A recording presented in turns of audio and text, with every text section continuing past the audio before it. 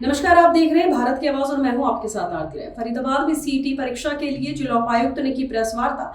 फरीदाबाद में जिला उपायुक्त ने प्रेस वार्ता कर कहा कि परीक्षा के लिए 163 परीक्षा केंद्र बनाए गए हैं, जहां एक शिफ्ट में 42,000 परीक्षार्थी परीक्षा देंगे। साथ ही उन्होंने कहा कि बाहर से आने वाले परीक्षार्थियों के लिए पिक एंड ड्रॉप की सुविधा के साथ साथ आपातकालीन हेल्पलाइन नंबर भी जारी किया गया है। साथ ही जिला उपायुक्त ने तमाम परीक्षार्थियों से अपील की कि परीक्षा केंद्रों पर समय से पहले लगभग 1 घंटा पहले पहुंचे, ताकि किसी को भी असुविधा न हो। साथ ही आइए सुनते हैं जिला उपायुक्त विक्रम सिंह ने प्रेस वार्ता कर क्या कुछ अहम जानकारी साझा की।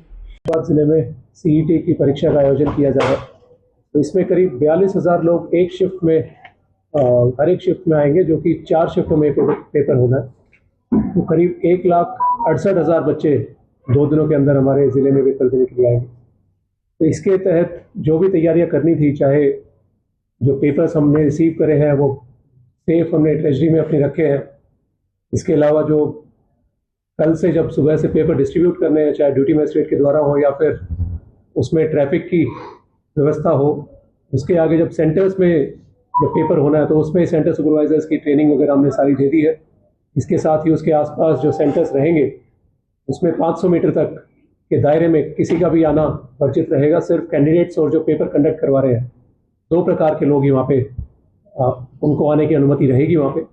इसके साथ ही जो एक मेजर जो चीज़ है कि इतनी बड़ी मूवमेंट जो 5 जिलों से फरीदाबाद में होनी है, रोहतक, झज्जर, गुड़गांव, पलवल और नूंह, इन 5 जिले से बच्चे हमारे ज़िले में आएंगे पेपर देने के लिए। तो ये काफ़ी भारी संख्या में बच्चे आएंगे और टाइम भी इनके फिक्स है। तो अगर हम देखें कि जैसे फॉर एग्जांपल 16,000 बच्चे झज्जर से यहाँ पे आएंगे, तो करीब हमने 300 बसों की व्यवस्था करी है कि जो झज्जर से यहाँ पे बच्चों को लेके आएगी।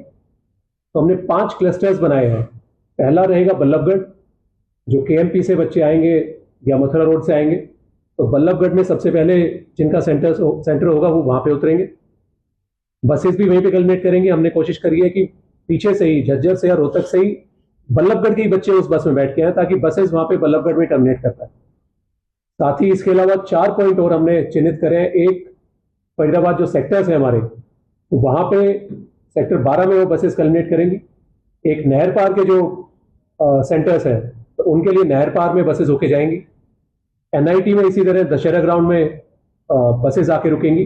और साथ ही जो आखिरी हमारा क्लस्टर बनेगा वो सूरजकुंड का बनेगा। तो सूरजकुंड में भी जो बसेस होंगी, जो जिन बच्चों के सेंटर होंगे उन बसेस में आएंगे, तो उधर ही जाके वो कल्मिनेट कर जाएंगी। तो इन क्लस्टर्स पे हमने शटल बसेस की भी सुविधा रखी है कि बच्चे यहाँ पे उतर के, अगर किसी बच्चे को आना है झज्जर से, उसका बल्लभगढ़ में सेंटर है, फॉर एग्जांपल अग्रवाल कॉलेज में सेंटर है उसका, तो वो सबसे पहले झज्जर से बस में चढ़ के बल्लभगढ़ तक आएगा। बल्लभगढ़ में उतर के वहां पे शटल बस सर्विस की हमने व्यवस्था करी है, और शटल बस में बैठ के अपने सेंटर तक पहुंच जाएगा, या उसके पास में हम उसको उतार देंगे कि वो पैदल चल के वहां तक पहुंच जाए। इसके अलावा हमने जो हमारे पीडब्ल्यूडी कैंडिडेट्स हैं उनका सेंटर जिले के अंदर ही एसएससी ने रखा है।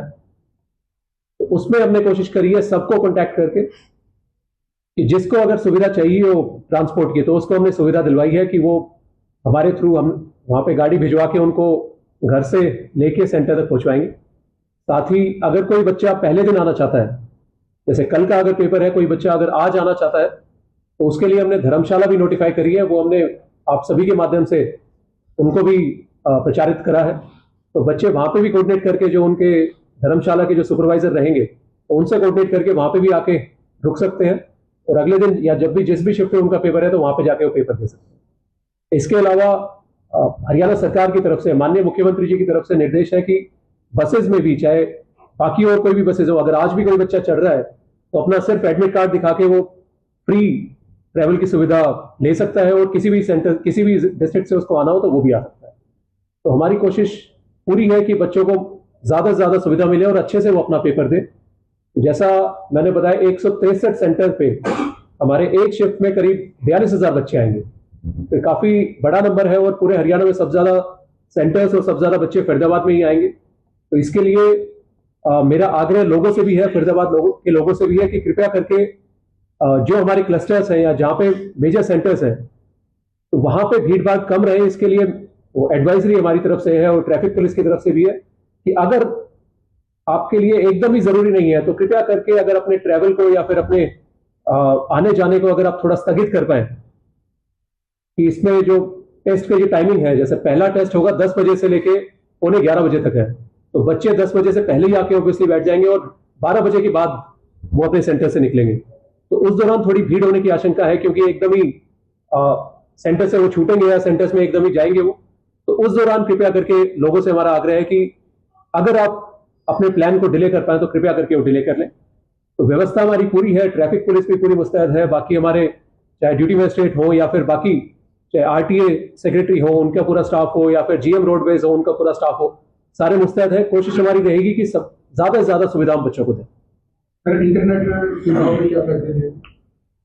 जो जिले से हमने कार्रवाई करनी है तो उसमें हमने जैमस लगाए हैं हर एक सेंटर पे, तो वहां पे इंटरनेट की सुविधा बाधित रहेगी क्योंकि जैमस वहां पे लगे होंगे। तो ये सुविधा हमने जिले लेवल पे करी। सर, कई जगह देखा जाता है, कई जगह दूसरे जिलों में देखा गया है कि बच्चे जो बैग वगैरह ले जाते हैं या मोबाइल वगैरह रखने का होता है उनमें सुविधा, उसके लिए क्या सुविधा की गई है? इसमें देखिए एसएससी के मेंबर भी कल आए थे, हमने जो ट्रेनिंग भी दी है 2 दिन लगातार हमने सेंटर सुपरवाइजर्स को, जो हमारे पुलिस के भी जो इंचार्ज रहेंगे हर एक सेंटर के, उनके साथ में भी हमने ट्रेनिंग दी है। साथ ही एसएससी से जो नॉमिनेटेड जो ऑफिसर्स रहेंगे हर एक सेंटर पे एक बंदा रहेगा, तो उनको भी साथ में हमने टाई अप उनका करवाया। तो एसएससी से ये डायरेक्शंस है कि कृपया करके कुछ भी सामान वो ना लेके आए, कोशिश कीजिए वो बाहर रख पाए तो बाहर रख ले। तो डायरेक्शंस क्लियर एसएससी से गई है। सुरक्षा व्यवस्था की बात करें तो किस तरीके की रहने वाली है सेंटरों पर? इसके अलावा कई बच्चे ऐसे आते हैं जो दूसरे की जगह पेपर देने की फिराक में रहते हैं, पहले भी ऐसे मामले आए, तो उनको लेकर के आपका कहना है,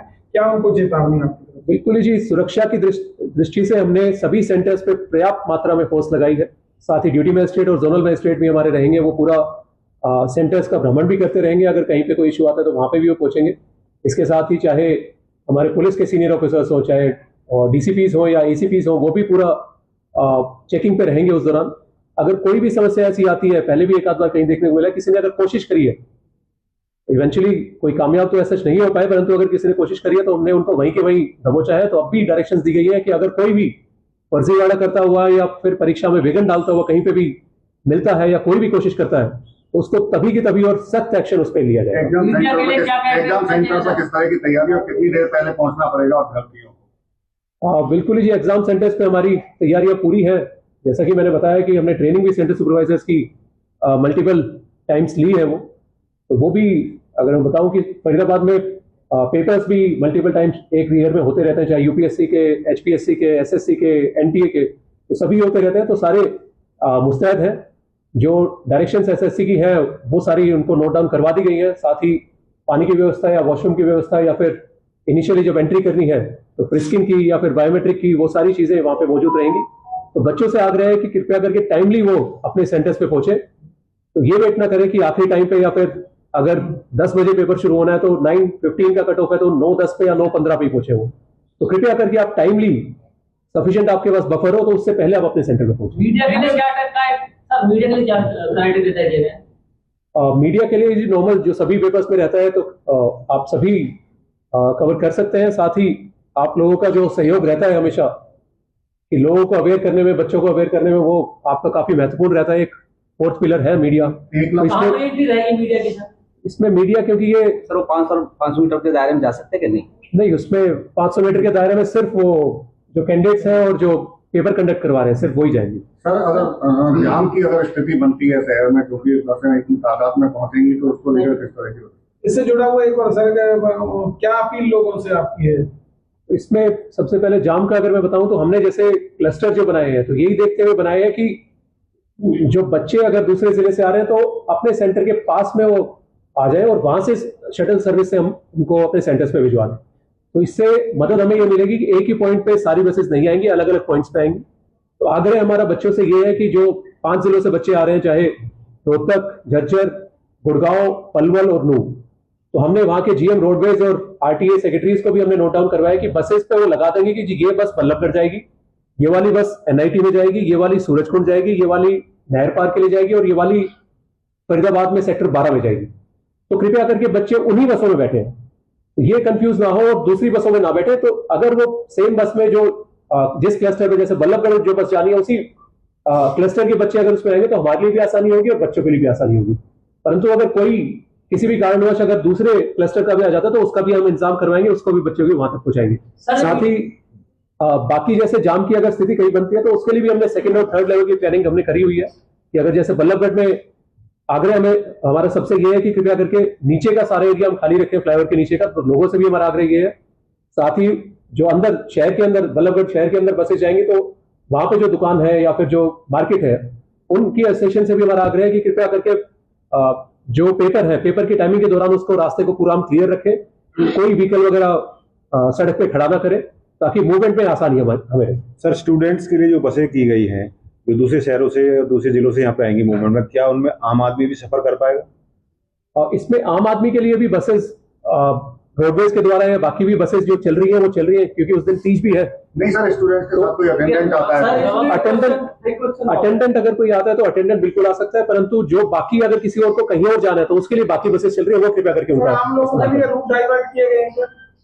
तो आम लोगों से हमारी अपील है, रूट ऐसा हमने इतने डाइवर्ट नहीं करे, परंतु हमारी अपील है जैसे जो अगर मैं मेजर चौक बता दूं जहां पे ज्यादा ट्रैफिक की मूवमेंट रहेगी तो बल्लभगढ़ फ्लाईओवर के नीचे का एरिया हो गया, बाटा चौक हो गया, नीलम चौक हो गया, फिर आगे 28 सेक्टर में बड़कल मोड़ हमारा हो गया, उसके आगे मेवला महाराजपुर वाला हो गया, और ऐसे ही अगर एनआईटी में देखें तो दशहरा ग्राउंड के आसपास या फिर बीके चौक के आसपास वाला सारा एरिया और सूरजकुंड रोड, और ऐसे ही नहर पार में भी जहां पे स्कूल्स है सेंटर्स है तो वहां पे कृपया करके पेपर के दौरान जितना अवॉइड कर पाए फरीदाबाद के लोग कृपया करके वो। यहाँ से बच्चे पलवल भी जाएंगे पेपर देने के लिए, उनके लिए क्या इंतजाम आता है? बिल्कुल ही करीब 6000 के करीब बच्चे हमारे यहाँ से पलवल जाने हैं, तो उसमें हमने बसेस हमने अरेंज करी है, 9 पॉइंट्स हमने रखे हैं पूरे जिले में, क्लस्टर वाइज वो भी बनाए हैं हमने। तो सुबह वहां से बसेस शुरू होंगी, बच्चे उस पॉइंट पे आके अपनी बस में बैठ सकते हैं और वो पलवल उनको लेके जाएगी।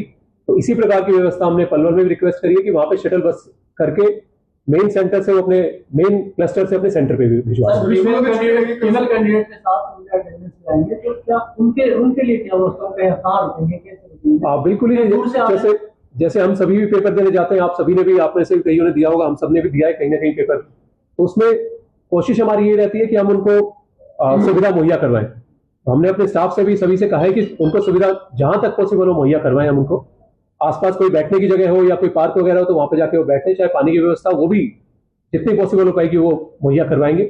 और लड़कियों के साथ में और कई लड़कों के साथ में भी लोग, कई अभिभावक होते हैं वो आते हैं, तो मोस्ट वेलकम है जी, वो आए, परंतु वो 500 मीटर का जो दायरा है उसके बाहर कृपया करके बैठे। 500 मीटर दायरे में रहेगी तो कवरेज कैसे करेगी सरकार की चुस्ती और जो खामियां रहेंगी वो कैसे?